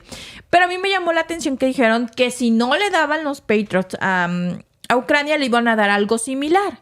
Dices algo similar como cuál, bueno, sistemas similares que puede poseer la OTAN o los miembros de la OTAN podría ser el Aster 30, que es de fabricación europea y que está desarrollado por Francia y por Italia, que es un sistema integrado en la plataforma naval y también está disponible en versiones terrestres. Entonces yo creo que le van a dar la versión terrestre. Es eficaz contra misiles balísticos de alcance medio, nada más. Y está también el THAAD, ese es de fabricación estadounidense. Y este es, bueno, eso es un sistema también antimisiles estadounidense diseñado para interceptar misiles balísticos en su fase terminal, tanto dentro como fuera de la atmósfera. Hay otro parecido, pero honestamente no creo que le vayan a dar uno de estos porque lo utilizaría Israel porque es de fabricación israelí, que es el David's Slim, que está diseñado para interceptar cohetes de alcance medio y misiles de crucero, que complementan el Domo de Hierro y el Arrow 2 de Israel, que cubren un rango intermedio en el espectro de las amenazas. Entonces, honestamente, yo creo que el David's Slim no creo que se lo vayan a dar porque pues es de creación israelí, pues ellos lo necesitan para complementar su Domo de Hierro. Entonces, como que se lo sacamos de la lista, entonces ya nada más nos quedarían, si no les dan Patriots, le van a dar el THAAD de Estados Unidos o el Aster 30, que es de fabricación europea, porque hay otros similares, pero por supuesto esos no se los van a dar, porque también está el HQ9, que es de fabricación china, que es muy similar al Patriot, según varios portales estadounidenses, pero pues obviamente no le van a ir a comprar a China, ¿verdad? Y está también el S-400 Triumph, que es de fabricación rusa. Por supuesto, no le van a comprar a Rusia una defensa antiaérea para ponérsela a Ucrania. Claro, entonces la pregunta que queda es, ¿de dónde? ¿De dónde los van a sacar, Alba? Mira, sí. déjame mostrarte la nota que te estaba yo comentando hace un momento. Es del portal Político, porque es importante compartir nuestras fuentes, pero también comentarlas porque es real. Miren, déjenme leerles más o menos lo que diría la nota. Dice, Canadá ha estado evadiendo su compromiso con la OTAN durante una década. Puede que no pueda resistir mucho tiempo más. En los últimos años, Ottawa se ha convertido en un caso atípico entre los 32 miembros de la alianza. No ha logrado, dice la nota, alcanzar los objetivos nacionales de gasto militar. Ha incumplido los parámetros para financiar nuevos equipos y no tiene planes para hacerlo. Es una postura que ha frustrado a los aliados de todo el mundo. Desde la Casa Blanca hasta los pasillos del Congreso y las capitales de toda Europa. Y será un tema que estará en la mente de los miembros cuando se reúnan esta semana, o sea, hoy, en Washington para la cumbre de la OTAN, donde se espera que presionen a Ottawa para que aporte el dinero mientras advierten que las cosas podrían empeorar mucho más si Donald Trump regresa a la Casa Blanca. Hay una declaración de Max Bergman, que es exfuncionario del control de armas del Departamento de Estado, que dice lo que está sucediendo ahora es que todos están gastando más y el hecho de que los canadienses ni siquiera lo intenten se ha vuelto obvio. Quizás sea sorprendente que Canadá sea un rezagado, dice la nota de Político, en el gasto militar, a pesar de haber demostrado ser un fuerte aliado en otros temas, desde las compras de armas estadounidenses hasta su estrecha coordinación con Estados Unidos. Pero qué cachetón se ve Trudeau ahí en la cumbre de la OTAN tomándose la fotito. Es el clásico vato que va al antro, se toma los refrescos de la botella, no pone un peso y desacompleta a los demás. Sí. Sí, en mi pueblo se les dice gorrones. Es pues el clásico gorrón. Pero ¿qué tal cuando se trata de azuzar al conflicto. Y se desgarra las vestiduras por Ucrania y trae a Zelensky. Y el dinero, papá, y tu 2% para la OTAN. Y francamente, dejémoslo así. Ningún canadiense quiere que se destine más y se los decimos nosotros con conocimiento de causa. Primero, como parte de este país, pero también con el sentir de nuestros vecinos y amigos, que nadie está de acuerdo en que se destine más dinero para una guerra que no es nuestra cuando tenemos tantísimas deficiencias en salud, en educación, en infraestructura, un techo de deuda terrible y una tasa inflacionaria que no se había visto en décadas. Claro. Dice nuestro amigo Miguel Ángel, Víctor, ¿es verdad que la OTAN ya le confirmó que Ucrania va a entrar a la OTAN? No. Al contrario. Todo lo contrario. Para que Ucrania pudiera entrar a la OTAN, tendrían que estar todos los miembros que son ahorita de la OTAN de acuerdo en que esto sucediera. Ese es el primer punto. El segundo punto, Ucrania tiene muchos problemas que tienen que solventar. Entre ellos sus conflictos territoriales que no están resueltos y mucho menos con esta guerra. De hecho, muchos analistas políticos estadounidenses dicen que si Ucrania entra en este momento a la OTAN, son los últimos clavos del ataúd de Biden. Biden sabe que meter a Ucrania a la OTAN lo sepultaría. Si de por sí él todavía cree que tiene posibilidades de algún triunfo, meter a Ucrania a la OTAN lo acabaría. De hecho, muchos miembros de la OTAN no están de acuerdo, entre ellos Orbán, que ya vieron que fue a Moscú y luego se fue a Pekín y ya de ahí se vino a Estados Unidos a la cumbre de la OTAN. No está de acuerdo con eso. Hay varios otros miembros de la OTAN que no están de acuerdo y pues desafortunadamente Alemania está cambiando su postura. Exacto. Hoy, Turquía. Turquía ya hoy, ¿qué está diciendo Turquía? Que no va a permitir que se utilice el Mar Negro como un escenario de confrontación militar. A Turquía nada le interesa más que el Mar Negro porque su comercio, como el resto del mundo, pero más Turquía se ve impactado por eso. Y ha sido precisamente uno de los grandes aliados de la OTAN para intentar a veces mediar con Rusia en los acuerdos de granos por el Mar Negro. En fin, las cosas no parecen pintar nada bien. La encuesta de la tarde, amigos. ¿Crees que los F-16 de la OTAN cambiarán el curso de la guerra en Ucrania? Ahí están las opciones. Sí, serán decisivos. No serán suficientes. O no estoy seguro. Voten, amigos, y mientras votan aquí en YouTube, déjenme platicarles del segundo tema de este podcast que es, poderosamente interesante. ¿Se acuerdan que les habíamos dicho, y vaya semana tan complicada con la que está hoy la OTAN reunida? ¿Se acuerdan que la Unión Europea había dicho que le iban a incautar, o sea, quitarle ya por completo, robarle los $300 mil millones que le incautó en activos rusos? Que dijeron, bueno, pues no tenemos dinero, no hay lana para Ucrania, yo no quiero poner mi 2% porque pues la verdad está cañón, pregúntenle a Trudeau si no. Oye, pero ahí tenemos congelados $300 mil millones de Rusia. Y si se los robamos y vamos a decir que se incautan y se los damos a Ucrania, hasta nos sobra una lana para los chescos.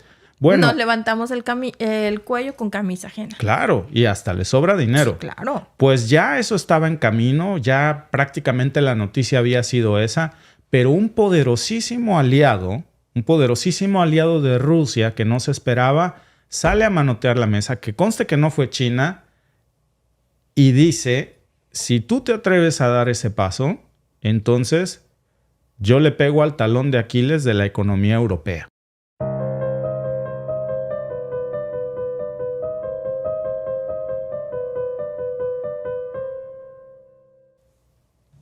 Arabia Saudita pues podría desencadenar una crisis económica en toda la Unión Europea, pues ha amenazado con inflar los precios y devaluar el euro. ¿Cómo? Bueno, pues deshaciéndose de los eurobonos europeos y el G7 decide confiscar los activos rusos congelados con valor de más de $300 mil millones. Esta advertencia de los saudíes no es un farol nada más.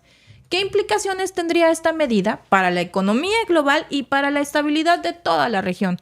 Bueno, pues el ministro de Finanzas de Arabia Saudita ya ha expresado su desacuerdo con el uso de los activos rusos para apoyar a Ucrania. Y esta postura pues no solo refleja una solidaridad tácita con Moscú, sino también un claro instinto de autoconservación. Recordemos el colapso del Credit Suisse, ese banco suizo que se hundió en parte porque los inversores saudíes y chinos bueno, pues dejaron de abrir cuentas allí. Este episodio nos demuestra que las decisiones financieras de Arabia Saudita pues pueden tener consecuencias globales muy catastróficas. Además, las recientes negociaciones entre Arabia Saudita y Rusia para la compra de sistemas de defensa aérea, bueno, pues también subrayan una creciente desconfianza hacia Estados Unidos. Aunque las negociaciones no han prosperado debido a las intervenciones de Washington, la intención de los saudíes de diversificar sus alianzas es muy clara. En este contexto, bueno, pues la venta de eurobonos podría interpretarse como una medida defensiva frente a las posibles sanciones y confiscaciones de activos, o robo, digámoslo como es. En los últimos años, pues Arabia Saudita ha comenzado a vender petróleo en yuanes, desafiando el dominio del dólar estadounidense en los mercados del petróleo.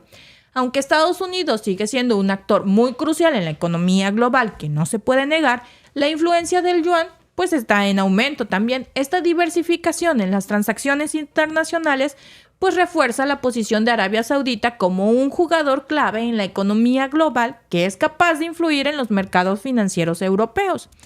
Si Arabia Saudita decidiera vender una parte significativa de sus eurobonos, las repercusiones para la economía de la Unión Europea serían considerables, por así decirlo. Actualmente, los saudíes tienen alrededor de 140,000 millones de dólares en valores estadounidenses y una cantidad similar en eurobonos. Podríamos decir que están casi a mano. Aunque las cifras exactas no han sido divulgadas públicamente, WGP, Gulf Business también es donde ustedes pueden corroborar estos datos y nos da una idea de la magnitud de estas inversiones. Ahora bien, ¿qué pasaría si Arabia Saudita decidiera vender sus eurobonos? Bueno, lo primero, los precios de estos bonos aumentarían debido a la sobreoferta en el mercado. Para mantener a los inversores interesados, la Unión Europea tendría que ofrecer tasas de interés más altas, y esto significa que los gobiernos europeos pues tendrían que pagar más para financiar sus deudas, lo cual pues incrementaría los costos de endeudamiento. Este aumento en las tasas de interés también podría desencadenar una espiral inflacionaria. Actualmente, la inflación en la Unión Europea ha sido relativamente controlada, pero la venta masiva de eurobonos podría revertir esta tendencia. Por ejemplo, durante los últimos años, los precios de alimentos y viviendas en la Unión Europea aumentaron significativamente pues debido a diversos factores económicos. Un aumento en las tasas de interés pues encarecería aún más estos costos y afectaría directamente el costo de vida de los ciudadanos europeos, de las personas a pie. Además, el valor del euro caería en respuesta a la venta de los eurobonos y esto haría que las importaciones sean más caras. Aumentaría también aún más la inflación todo esto. La devaluación del euro pues también impactaría negativamente en el comercio internacional de la Unión Europea, ya que sus productos se volverían mucho más caros en el mercado global y por supuesto esto haría que reducieran su competitividad. Pero, ¿quién perdería más en este escenario? ¿Rusia o Europa? La incautación de los 300,000 millones de dólares en activos rusos por parte del G7 es una suma considerable, no es cosa menor para Rusia. Pero la pérdida de estos activos representa un golpe económico significativo, pero no es catastrófico en comparación con las posibles consecuencias que tendría Europa. Si los saudíes desataran esta cadena de eventos, la Unión Europea enfrentaría una crisis económica que podría tener repercusiones a largo plazo, afectando su estabilidad y su crecimiento económico. Y en este escenario, pues nos lleva a una pregunta crucial. ¿Está la Unión Europea realmente preparada para enfrentar las consecuencias de sus decisiones políticas y económicas? Bueno, pues la respuesta no es fácil, ¿verdad? Los líderes europeos deben considerar cuidadosamente sus acciones y también sus posibles repercusiones en la economía global, que parece que se les ha olvidado.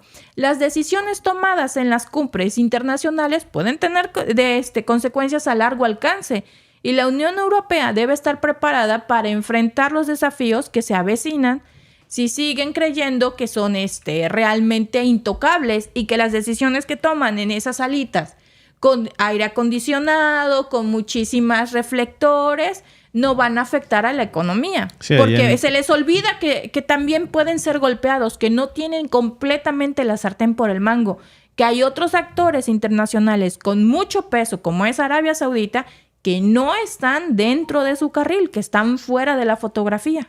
Y eso salva movimientos que ya están comenzando a cambiar rápidamente. Yo lo que no me explico, Alba, es ¿de dónde le sale este aliado tan poderoso, tan dispuesto a hacer un movimiento tan arriesgado a Rusia? De alguien que apenas hace un par de años era un poderoso aliado de Washington. Y ahora Arabia Saudita se la juega al punto de decir, si te metes con Rusia, te metes conmigo. O sea, yo no me explico qué tipo de tratos traerán ahí para que llegue, digamos, ese compromiso a un nivel así. Pues es que nada más hay que voltear a la Casa Blanca. Solo hay que voltear a Washington y ahí sabes cuál es el trato, cuál es el problema. Biden llegó tirándole al príncipe heredero. Dijo que lo iba a convertir en un paria internacional, habló pestes de él.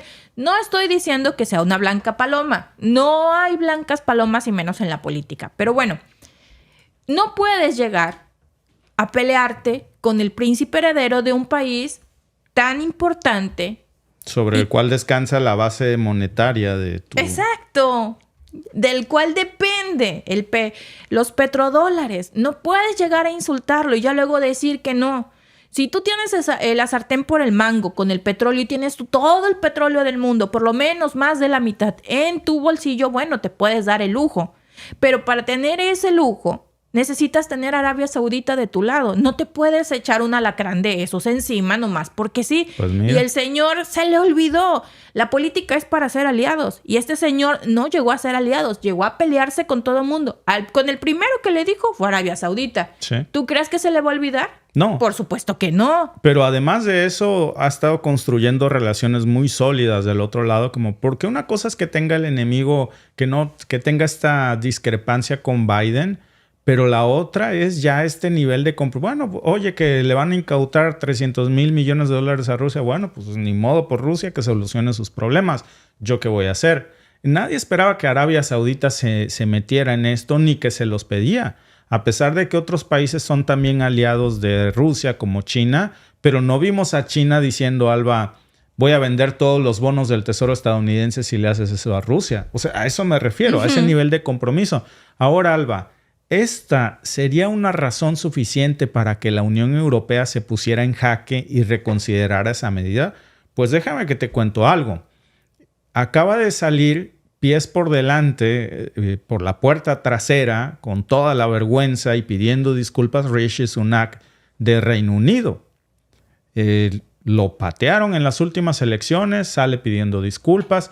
Llega el Partido Laborista, asume ahora la cabeza siendo el primer ministro del Partido Laborista, diciendo que va a reconstruir Reino Unido. Macron tiene una situación súper complicada. En Francia en estos momentos está a nada de salir en las próximas elecciones. Alemania lo mismo. Meloni gana, pero es la única gran ganadora de este bloque del G7. Pero lo que quiero mostrarles es esto.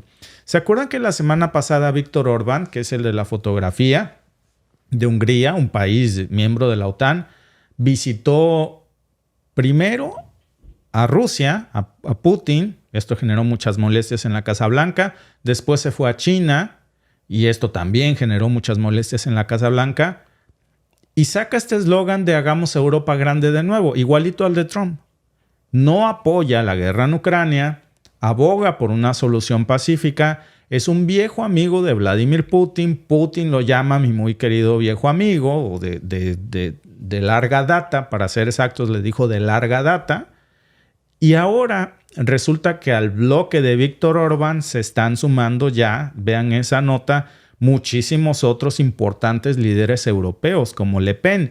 Por cierto, Alba, después de que Le Pen se pasara del lado de Orbán, ahora estoy viendo que le están abriendo un proceso, una investigación penal en Francia, en la que podría incluso tener, no me recuerdo si 5 o cuántos años de cárcel, porque supuestamente superó los topes de campaña. Qué rencoroncito es Macron. El Napoleón de feria. Pero no nada más. Muy dolida. Pero no nada más Macron. O sea, es que no está disgustando muchísimo a este rancio bloque de líderes actuales pues no los llamemos de la OTAN, del G7. Yo lo llamo el bloque de los perdedores, no refiriéndome a los países, sino a los líderes, porque son realmente impresentables. Están en los niveles más bajos de las encuestas que se ha visto en sus países. Miren, Biden está en por los suelos en las encuestas en estos momentos. Hoy sale Nancy Pelosi diciendo, Alba, que va a esperar a ver qué sucede. Cuando le preguntan si apoya la candidatura de Biden o le pide que se retire, dice, pues vamos a estar esperando a ver qué sucede. Entonces hoy todo el mundo es... Sí, hoy tan rabiosa que es y tan educadita que salió. No, hoy sale y tanto que se rasgaba las vestiduras por Biden, hoy sale a decir, pues la verdad no estoy seguro. Por eso segura. te digo, tan rabiosa que era. Sí, ahora, Trudeau es el impresentable. Está en los niveles más bajos de popularidad que Canadá haya visto nunca. Ningún primer ministro había sido tan poco querido como Trudeau. A donde va le gritan y le recuerdan a todos sus ancestros. Literal, ¿eh? Olaf Scholz, por ejemplo, Macron, todo este grupo, el antiguo Rishi Sunak. Ahora, Víctor Orbán está ganando tracción precisamente y el bloque de los que están ganando fuerza, dice la nota, se está socavando la Unión Europea desde dentro. Le Pen, Orbán y así los llama, patriotas por Europa.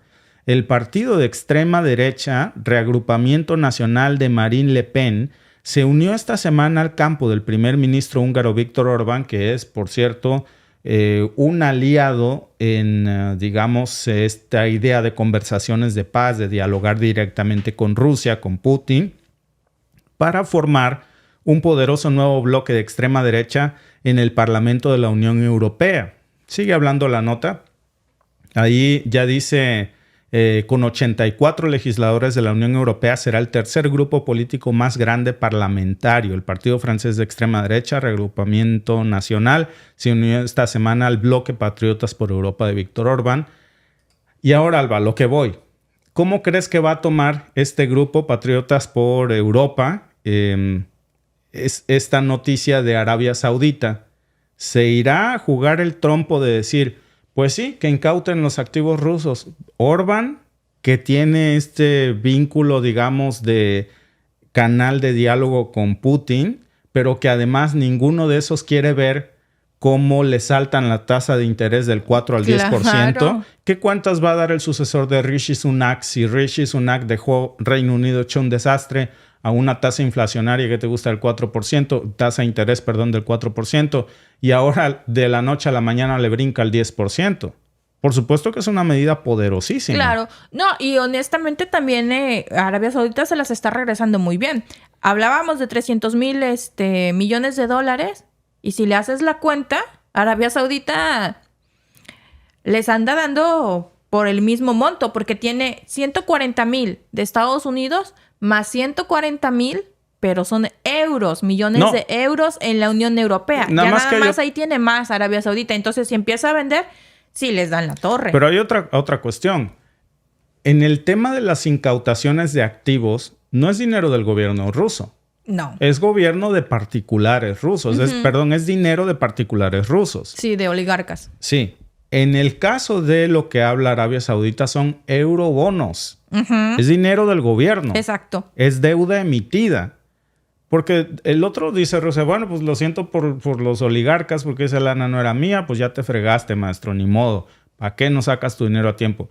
Pero en el caso de los eurobonos son papel, pues digámoslo así, es como si te extendieran un cheque. Es deuda, es emisión de deuda a través de eurobonos, lo que serían, por ejemplo, CETES en México o bonos del Tesoro en Estados Unidos. Ese es el gran problema del que estamos hablando aquí.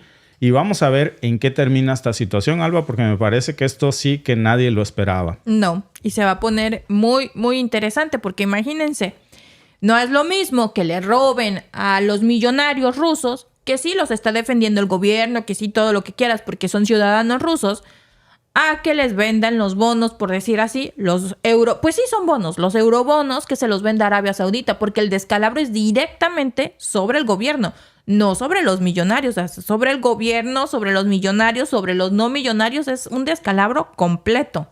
Y que no es un robo, Alba, porque no. el de Arabia Saudita pues sería un decir, bueno, pues... Como China, que él estuvo haciendo, que se estuvo deshaciendo de varios milloncitos de de bonos del Tesoro de Estados Unidos, porque es uno de los principales tenedores de bonos del Tesoro de Estados Unidos, y los estuvo vendiendo. No fue robo, él decidió venderlos. Arabia Saudita no está robando, está decidiendo vender algo que ellos compraron, que fueron los eurobonos. En cambio, el G7 sí se está robando. Es como un cheque que alguien te dio y tú lo puedes endosar. Tú puedes endosar ese cheque y yo te pago con ese cheque o lo vendo y ya es problema de otro si lo cobra o no, si demanda o no. Por cierto, amigos, gracias a todos por votar en la encuesta de hace un momento. ¿Crees que los F-16 de la OTAN cambiarán el curso de la guerra en Ucrania? Vamos a ver qué dice la gente. Gracias a todos. Vamos a cerrar la encuesta en estos momentos. Y el 78% cree que no, que esto no va a ser suficiente para cambiar el curso de la guerra. El 12% cree que sí, que esto va a ser decisivo. Y el 10% no está seguro. 都更需要建设一支强大的人民军队。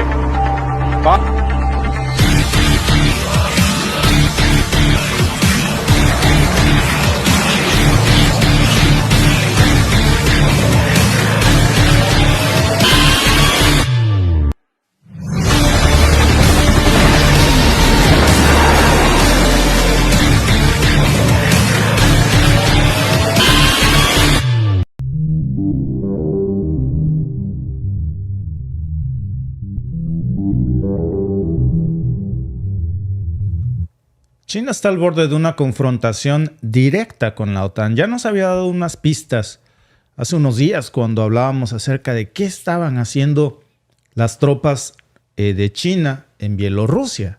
Era extraño, justo frente a las fronteras de la OTAN en Polonia. Pero hoy ya le ha dado otro matiz a esto. La tensión no solamente proviene de Rusia, ahora China también se está quejando de lo mismo, de una expansión de la OTAN, pero ahora a las fronteras de China. Y de hecho la nota del día a mí me parece que es esta, porque se está hablando del rechazo total y la advertencia de China a la expansión de la OTAN a las puertas del gigante asiático. La semana pasada, en una rueda de prensa, el portavoz de la Cancillería china, hablamos de Lin Jian, declaró abiertamente la oposición de su país a la presencia de la OTAN en esta región del Asia-Pacífico, advirtiendo que esto solamente azuzaría el conflicto y la confrontación. ¿Qué pretende hacer la OTAN tan lejos de su zona de acción? ¿Qué tiene que ver ahora la OTAN, esta alianza regional, con un continente diferente justo frente a las fronteras de China? Este escenario podría incluso desencadenar una guerra directa entre China y la OTAN. La advertencia es clara. Asia no es Rusia. Es algo muy similar, por cierto, hablando de Rusia, de cómo esta historia se vuelve a repetir, porque de lo mismo que se quejaba Rusia antes de que comenzara esta guerra, es la misma queja que hoy tiene China en contra de la OTAN. La situación se está agravando todavía más con estas declaraciones, con la reciente cumbre de la OTAN, en donde se ha tratado el tema también de China como un enemigo potencial de la OTAN frente a la escalada en la que cada vez China está ganando más influencia en el mundo. Y precisamente la cumbre de la OTAN en Washington, que fue celebrada con motivo de su 75 aniversario, pues ahora está volteando a mirar con nostalgia y mira a una política de disuasión reforzada, pero ahora parece que también están mirando hacia China. ¿Hasta qué punto la OTAN puede conseguir expandirse sin provocar una respuesta militar de un gigante como el gigante asiático?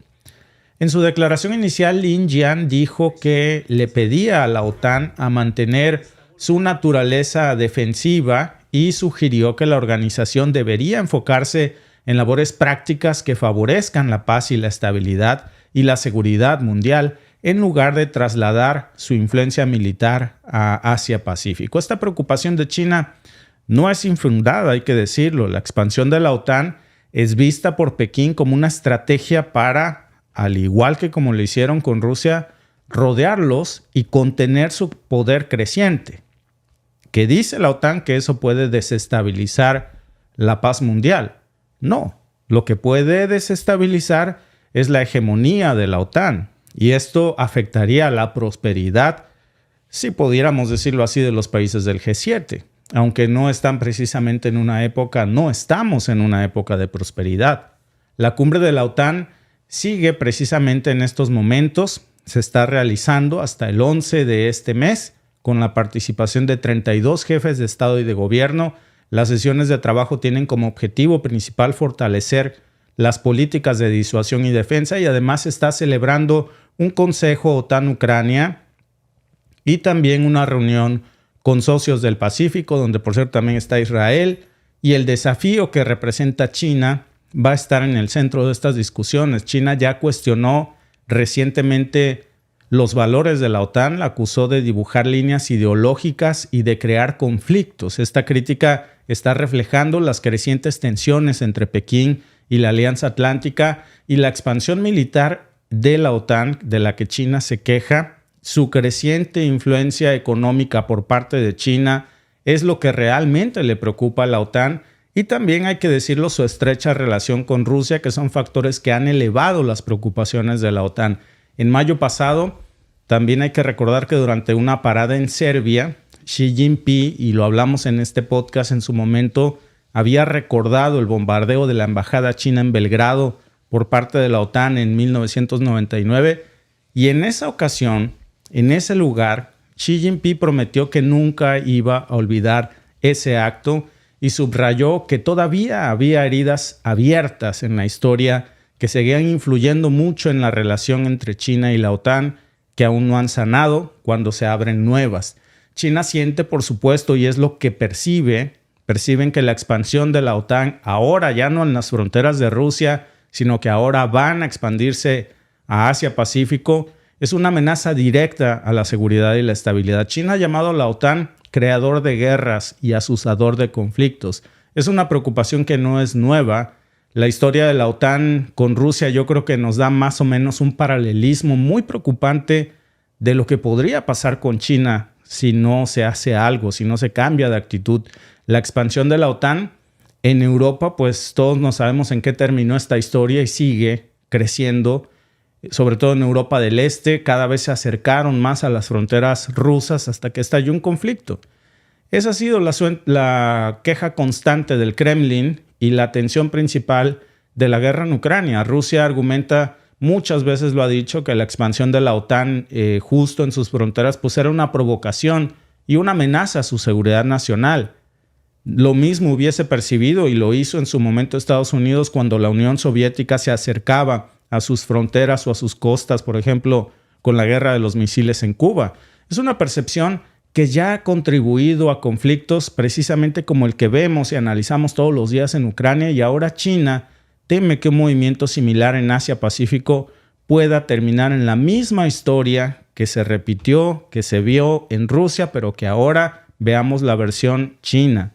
La OTAN, que fue fundada en 1949, originalmente consistía, y yo creo que hoy es un buen momento para recordar eso, tenían solamente 12 países de América del Norte y Europa. Eso era la OTAN.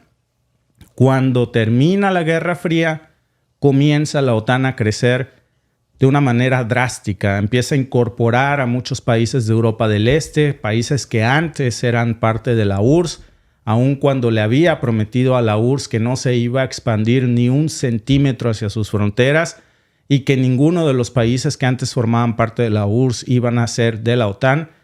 Y hoy pues ha sido todo lo contrario. En un intento de cercar y de contener el poder de Rusia, pues ha crecido la OTAN a sus fronteras. Y pasa algo hoy muy similar precisamente con la historia que estamos viendo hoy aquí, en donde China se queja de esa posible expansión de la OTAN, pero ahora versión Asia-Pacífico 2.0, como un intento igual de limitar su propia influencia de poder en la región. Y China ha visto cómo esta expansión de la OTAN ha sido seguida siempre por una serie de conflictos, desde la intervención en Yugoslavia en los 90s, después tenemos el caso de Afganistán, el caso de Irak, luego le siguió Libia. La OTAN estuvo involucrada en todos estos conflictos y pues eso comenzó a desestabilizar regiones enteras del planeta. La intervención de la OTAN en Yugoslavia, por ejemplo, ¿qué fue? Pues fue una guerra justificada como una operación humanitaria para detener la limpieza étnica, pero al final del día salió más caro el remedio que la enfermedad. Eso resultó en la fragmentación del país y en una prolongada inestabilidad en los Balcanes. Ahí está la historia de Afganistán, por ejemplo. Una intervención que lideró la OTAN que resultó en una guerra que duró más de 20 años con costos humanos y económicos terribles. Y al final, ¿cómo quedó Afganistán? Pues dejaron al país en un estado de caos después de la retirada de las tropas occidentales. Y China, pues lo que dice hoy es que la OTAN es un provocador de guerras, que no es un pacificador. Y desde su perspectiva, las intervenciones de la OTAN han llevado más a conflictos que a soluciones de paz. En lugar de resolver problemas, los crea, los exacerba. Es lo que dice China de la OTAN, y es difícil no reflexionar cuando escuchamos esos comentarios, porque, por ejemplo, casos sobran.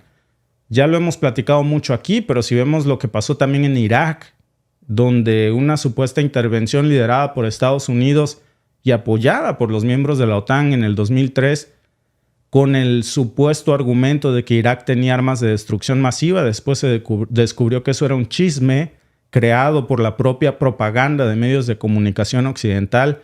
En concreto, el New York Times fue el que comenzó ese chisme. Nunca se probó que eso fuera cierto. Por el contrario, se descubrió que no había ningún arma de destrucción masiva, pero lo que sí había es mucho petróleo y se apoderaron de él.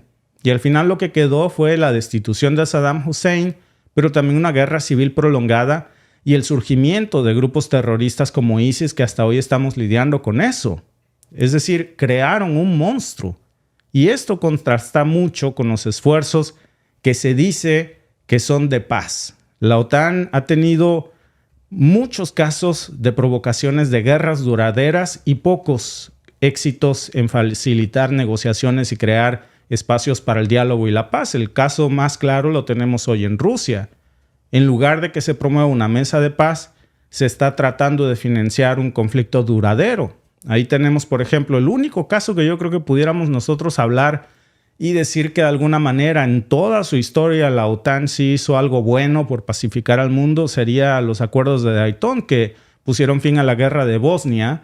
Pero fuera de ese caso, pues lo que tenemos es resultados que siempre han derivado más en guerras que en soluciones pacíficas. Entonces, ¿cómo va a responder China si la OTAN sigue adelante con sus planes de expansión en el Asia-Pacífico? Pues Pekín ya lanzó un mensaje muy fuerte. Las acciones futuras que tome la OTAN van a ser percibidas como amenazas a la seguridad de China y podríamos ver un aumento en la militarización de la región, con China expandiendo su presencia militar, fortaleciendo sus alianzas con otros países en respuesta, por ejemplo, con Rusia, incluso creando una alianza que compita contra la alianza de la OTAN. No sabemos cómo puede reaccionar China porque es impredecible, pero precisamente esa es nuestra encuesta de la noche. ¿Cómo crees que responderá China a la expansión de la OTAN? ¿Con diplomacia, con acciones militares o con otra alianza militar, Alba? Claro, veía que en el chat decían, es que lo que está buscando la OTAN es agregar a Japón y a Corea, a sus socios.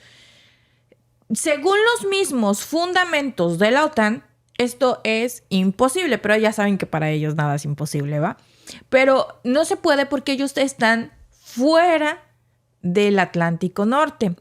De hecho, si recuerdan que hace unos meses nosotros hablamos en un podcast que Hawái, que es un estado de Estados Unidos, queda fuera de la demarcación de la OTAN. Entonces, aunque es territorio de Estados Unidos, no, si hay un conflicto en Hawái, la OTAN no entraría porque está fuera de la demarcación. Entonces, Hawái queda expuesto. Japón y Corea están también fuera de la demarcación. Son socios activos de la OTAN, también como lo es Australia, que no alcanza a entrar por el mismo detallito, la demarcación. Otro detalle, Japón no tiene ejército, tiene autodefensas, que le llaman ellos, que son su fuerza terrestre de autodefensa, la fuerza marítima de autodefensa y la fuerza aérea de autodefensa. Esto después de, ya saben, la historia con Estados Unidos. Y unos de los requisitos que le pide la OTAN a los candidatos, pues son para que también el que nos decían que ya le habían dado luz verde a Ucrania, Bueno, uno de los requisitos que le pide la OTAN es estabilidad democrática. El país debe demostrar un compromiso estable con los principios democráticos. Ni elecciones tiene Ucrania. Exacto, justo para allá iba. Capacidad de defensa. Debe tener la capacidad militar para contribuir a la defensa colectiva de la OTAN. Pues si se la pasa extendiendo la mano. Y colaborar en las misiones de la alianza. Desde ahí ya no. Compromisos del gasto militar. Está más endeudado, ¿de dónde va a sacar dinero? Pues espera que los miembros de la OTAN se comprometan a por lo menos a gastar el 2% de su Producto Interno Bruto en defensa. Luego está la compatibilidad de equipos militares. Pues si Ucrania ya le han volado todo lo que tiene regalado. Sí. Bueno, vendido a sobreprecio. Ya también hablamos de eso, ¿no? Resolución de conflictos internacionales. El país candidato no debe tener conflictos internacionales no resueltos que podrían arrastrar a la OTAN. Bueno, pues la OTAN arrastró a Ucrania. Sí. Entonces, ahí el chiste, ¿no? Reformas económicas y de seguridad. Es necesario implementar reformas económicas y de seguridad necesarias para cumplir con los estándares de la OTAN. Por eso veíamos que varios países de Europa, como los Países Bajos, que supuestamente en su constitución ellos no pueden alojar armas nucleares, ahora están cambiando la constitución porque al estar dentro de la OTAN, pues tienen que seguir los lineamientos de la OTAN. Pero sí, en cuanto a demarcación y a ubicación geográfica, Japón y Corea del Sur no pueden agregarse a la OTAN, tampoco Australia. Ellos solamente son socios activos, o sea, les ayudan, son socios estratégicos, pero no pueden ser miembros por la demarcación. Lo que sucede también, Alba, es que, y fíjate que por eso nos pareció muy interesante poner estas imágenes en un principio acerca del Ejército de Liberación Popular Chino, porque nos da una idea de que no son fábricas textiles de carteras Gucci nada más, no. China es una superpotencia militar. Todos los analistas sugieren en que para el 2030 China ya habrá superado militarmente a Estados Unidos. Otros sugieren que ya lo hizo. Lo que sí sabemos es que en tecnología militar China va literalmente a años luz del resto de las potencias. Es puntero en el desarrollo militar de misiles hipersónicos. Alba, ¿te acuerdas que hablábamos muy impactados precisamente de cómo China inventó el misil hipersónico, después un dron hipersónico que lanza misiles hipersónicos? Pues ahora inventó un radar hipersónico. Estados Unidos no tiene todavía la tecnología hipersónica en producción, no sabe cómo hacerla, mucho menos sabe cómo hacer un radar para detectarlos, pues China acaba de inventar un radar hipersónico para parar amenazas hipersónicas. O sea, estamos hablando del país hipersónico, del hipersónico, del hipersónico. Y contra eso yo creo que el mundo sí tiene que ponerse a reflexionar un momento hacia dónde vamos y si no sería mejor hablar de paz. La encuesta de la noche la vamos a cerrar en estos momentos y estos son los resultados de ustedes. ¿Cómo crees que responderá China a la expansión de la OTAN? El 39% cree que con acciones militares. Fíjate, Alba, el otro 39%, hay un empate. El otro 39% cree que con otra alianza militar. Y el 22% cree que con diplomacia. Fíjate, Alba, ¿tú por cuál te inclinas más? Yo me voy por el militar. Pues al final, si me permites, porque ya cuando cerramos... Pero por la alianza militar. Sí, cuando cerramos siempre los resultados hay una diferencia final de votos no contabilizados por el INE, pero déjame mostrarte los resultados finales ya después de cerrar. Ahorita tarda unos segundos a veces en procesar. Por eso es que luego tenemos el 101, el 102%, sí. O luego nos roban un porcentaje. Mira, Alba, ahí están ya los resultados finales una vez cerrada la encuesta. Ya el 41% cree que China respondería con otra alianza militar. Sí, yo también. Sí, yo también. Esa alianza militar, ¿con quién te gusta que sea? Pues claro que con su compadre Rusia, con Irán. Claro. En una de esas hasta con Arabia Saudita. China, Rusia, Corea del Norte. Irán. Hoy hablábamos hace rato de cómo Arabia Saudita, a mí me asombró que hiciera eso. O sea, se casi las vestiduras. Es como la película Alba esta de Hollywood que le tiran un balazo y sale el otro y se avienta. Así ¿sí? Se aventó el príncipe heredero con toda. Para los que no vieron el podcast de hace rato, Alba. Pues ya saben que el G7 se robó los fondos Bueno, de los... Europa tiene la propuesta, pues.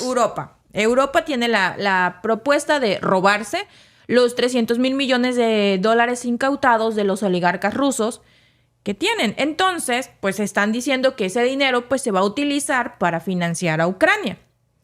Pues entonces salió Arabia Saudita y les dijo que si ellos consideran y hacen eso, ellos van a vender los eurobonos y ellos tienen más de 140 mil millones de eurobonos y que si ellos hacen eso, ellos van a vender sus eurobonos. Entonces la inflación en Europa se va a ir mucho más arriba, se les va a venir una crisis mucho más fuerte. De hecho, el banco suizo que cerró cuando estaba iniciando el año, ¿se acuerdan que hubo algunos bancos que cerraron?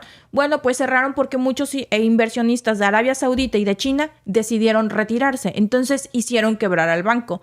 Entonces Arabia Saudita les recordó que ellos tienen 140 mil millones de euros en eurobonos y también les recordó a Estados Unidos que también tienen la misma cantidad en millones de dólares y que no dudarían en venderlos si ellos agarran los activos rusos para financiar la guerra.